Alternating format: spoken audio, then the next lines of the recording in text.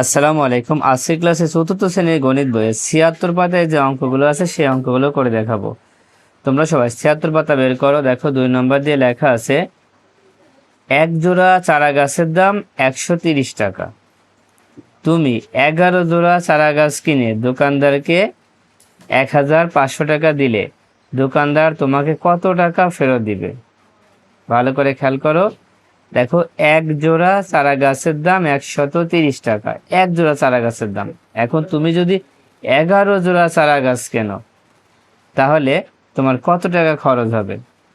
প্রথমে দেওয়া আছে এক জোড়া চারা গাছের দাম ১৩০ টাকা, তাহলে ১১ জোড়া চারা গাছের দাম কত হবে? অনেক বেশি হবে না? অনেক বেশি হবে, সেই জন্য প্রথমে গুণ হবে। তো তোমরা প্রথমে লিখে নিবা এক জোড়ার দাম ১৩০ টাকা, মানে এক জোড়া চারা গাছের দাম ১৩০ টাকা।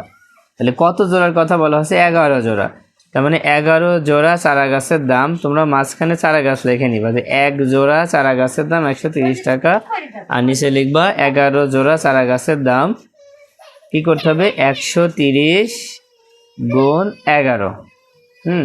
এক জোড়ার দাম যদি ১৩০ টাকা হয় তাহলে ১১ জোড়ার দাম অনেক বেশি হবে, কিন্তু ঠিক না? অনেক বেশি হবে, সেই জন্য গুণ করতে হয়। এবার গুণ করলে কত হবে এখানে বসায় দাও। দেখো ১৩০ আর ১১ গুণ করব। তো এক দিয়ে প্রথমে শূন্যকে গুণ করলে ০, ৩ অক্ষে ৩, ১ অক্ষে ১। এবার যখন এই ১ দিয়ে গুণ করব তখন আগে একটা শূন্য দিয়ে নেব, ফের ১ শূন্য ০, ৩ অক্ষে ৩, ১ অক্ষে ১। এবার যোগ করে ফেলতে হবে। দেখো ০, ৩, ৩ আর ১ যোগ করলে ৪, আর ১ নামায় দাও। কত হচ্ছে? ১৪৩০ টাকা। তাহলে ১৩০ আর ১১ গুণ করলে হবে হচ্ছে ১৪৩০ টাকা। তাহলে ১১ জোড়া চারা গাছের দাম ১৪৩০ টাকা।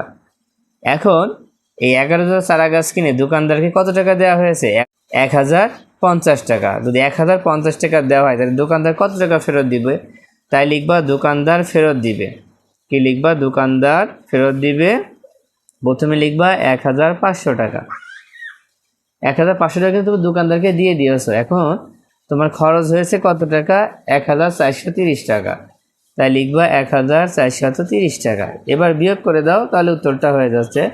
দেখো, বিয়োগ যদি করো তাহলে ০ ০ বিয়োগ করলে ০ হয়, এখানে ৩, এখানে ০, তারপরে ০কে ১০ ধরো, ১০ থেকে ৩ বিয়োগ করলে ৭ হবে। হাতে ১ থাকবে, সে ১ ৪-এর সাথে যোগ করলে ৫, এখানেও ৫, তাহলে ৫ ৫ মিলে যাচ্ছে, আবার এখানে ১ ১ মিলে যাচ্ছে, তার মানে আর কোনো কিছুই হবে না। তাহলে দোকানদার ফেরত দেবে কত টাকা? ৭০ টাকা। আচ্ছা, যদি এখন এই অঙ্কটা আমরা গাণিতিক বাক্যে লিখি তাহলে কিভাবে করবো? দেখো, এটা করতে হলে প্রথমে আমাদের ১৫০০ আগে লিখতে হবে, তারপর একটা বিয়োগ চিহ্ন দিতে হবে, তারপর লিখবো হচ্ছে ১৩০ গুণ ১১। এইভাবে লেখার পরে কিভাবে সমাধানটা করবা? দেখো, প্রথমে ১৫০০ লিখে দিবা, এবার বিয়োগ দিয়ে, কারণ এখানে বিয়োগ আর গুণ আছে, গুণের কাজ আগে হবে, সেই জন্য এই দুইটাকে গুণ করে নেবা। গুণ করলে আমরা কত পেয়েছিলাম? দেখো ১৪৩০ পেয়েছিলাম। এবার শুধু বিয়োগ করে দিবা, উত্তরটা হয়ে যাবে কত? ৭০। আচ্ছা, এবার ৩ নাম্বার খেয়াল করো। ৩ নাম্বারে আছে একটি তরমুজের দাম ৩৭৫ টাকা, একটি পেঁপের দাম ১৫০ টাকা। দুইটি তরমুজ ও ৩টি পেঁপে কিনতে কত টাকা লাগবে? দেখো, এখানে কিন্তু একটি তরমুজের দাম দেওয়া আছে আর একটি পেঁপের দাম দেওয়া আছে। এখন আমাদের দুইটি তরমুজ আর ৩টি পেঁপে কিনতে কত টাকা লাগবে এটাই কিন্তু বের করতে হবে। দেখো, বইতে যেভাবে আছে প্রথমে সেভাবে করি। এখানে লেখা আছে দুইটি তরমুজ ও ৩টি পেঁপে কিনতে লাগবে। দেখো, প্রথমে আমাদের একটি তরমুজের দাম কত আছে? ৩৭৫। প্রথমে ৩৭৫ লিখে নাও, তারপরে একটা গুণ চিহ্ন দিয়ে তরমুজ কয়টা? ২টি, এখানে ২ লিখে দাও। তারপরে আমাদের একটি পেঁপের দাম দেওয়া আছে ১৫০, ১৫০ লিখে দাও। কয়টা পেঁপের কথা বলা হয়েছে? ৩টি, এখানে ৩টি লিখে দাও।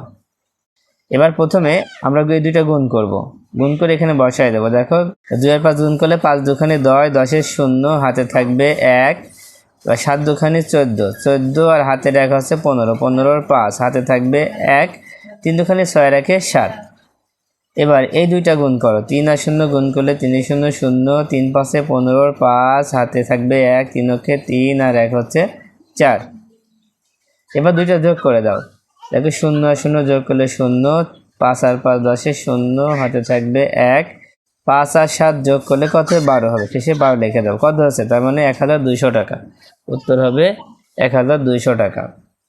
আচ্ছা, এখানে দেখো আমাদের কিন্তু বন্ধনী ব্যবহার করা হয়েছে।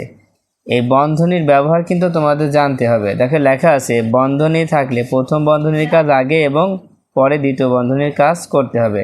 এখন বন্ধনী তোমরা যদি দিতে না জানো, এখন যদি বন্ধনী তোমরা ব্যবহার করতে না জানো যে কোথায় কোন বন্ধনী ব্যবহার করো, তাহলে তোমাদের জন্য কঠিন। তো আমার মনে হয় এইভাবে না করে যদি তোমরা ভেঙে ভেঙে করো তাহলে আরও সহজ হবে। কারণ কোথায় প্রথম বন্ধনী বসবে আর কোথায় দ্বিতীয় বন্ধনী বসবে এটা কিন্তু তোমরা বুঝতে পারবে না। এই জন্য আমার মনে হয় লিখিতভাবে করাই ভালো। তো চলো এখন আমরা এই অঙ্কটা লিখিতভাবে করব। তো লিখিতভাবে করার জন্য প্রথমে লিখে নিব যে একটি তরমুজের দাম 375 টাকা, অতএব দুইটি তরমুজের দাম 375 আর 2 গুণ করে যা হবে লিখে নিব। তারপরে আবার লিখব যে একটি পেঁপের দাম 150 টাকা, অতএব তিনটি পেঁপের দাম 150 গুণ 3 গুণ করে যা হবে লিখে নিব। তারপরে এই দুইটি তরমুজ ও তিনটি পেঁপে কিনতে মোট লাগবে দিয়ে যোগ করে দিব। ঠিক আছে? তো 3 নম্বর দিয়ে প্রথমে লিখবা যে একটি তরমুজের দাম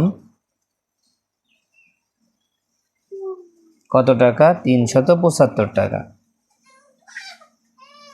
কয়টা তরমুজের দাম দেওয়া আছে? 2টি, অতএব কয়টা তরমুজ বের করতে হবে? 2টি, তাই লিখবা অতএব 2টি তরমুজের দাম 375 গুণ 2।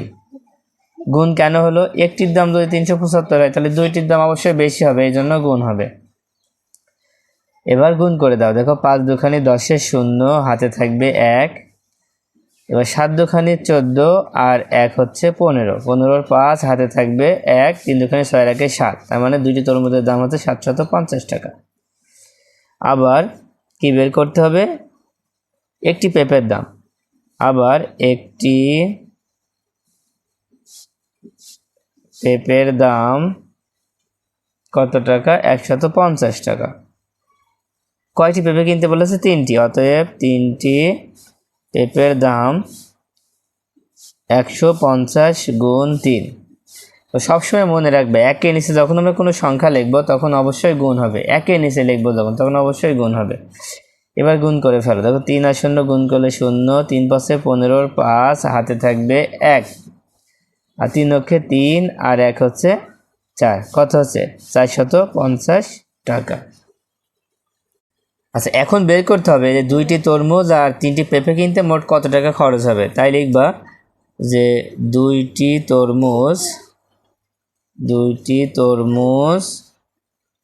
ও 3টি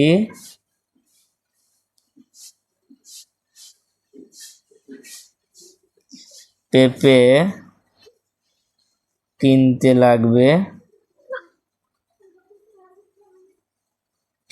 লাগবে কত টাকা? এই দুইটা যোগ করে দাও। দেখো 750 যোগ 450, 750 450 যোগ করলে কিন্তু হয়ে যাবে এত টাকা। যোগ করলে কত হবে? 0 0 যোগ করলে 0, 5 আর 5 10, 10-এর 0 হাতে 1, সেই 1 4 সাথে যোগ করলে 5, 5 আর 7 যোগ করলে 12 হচ্ছে, কত হচ্ছে? 1200 টাকা। তাহলে এটা হচ্ছে উত্তর।